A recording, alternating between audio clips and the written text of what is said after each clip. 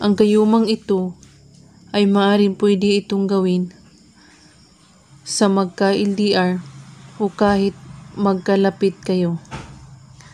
Ang kailangan ay buo ang inyong paniniwala sa inyong gagawin at magko-concentrate at walang ibang iniisip kundi ang inyong gagawan ng ritual.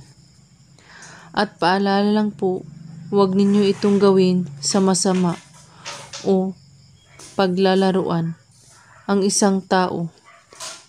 Gawin ito sa araw ng Martes at Biyernes lamang, kahit anong oras. Basta't walang puot o galit ang iyong puso.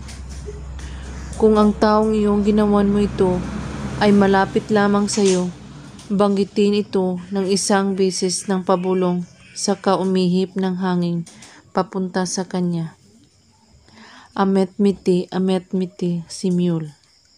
Banggitin ang kanyang pangalan ng 3 beses. At kung kayo ay magka-LDR na naman, banggitin ang mga salitang ito ng 10 beses. At kada banggit nito, isabay mo ang kanyang pangalan sa kaumihip ng hangin na pabulong. At siguraduhin na kabisado mo na ang mga salitang ito bago niyo ito gawin. Gawin lang ito na may taos-pusong paniniwala at walang ibang iniisip at pagdududa. At kung may katanungan po kayo ay magko-comment lang po sa baba.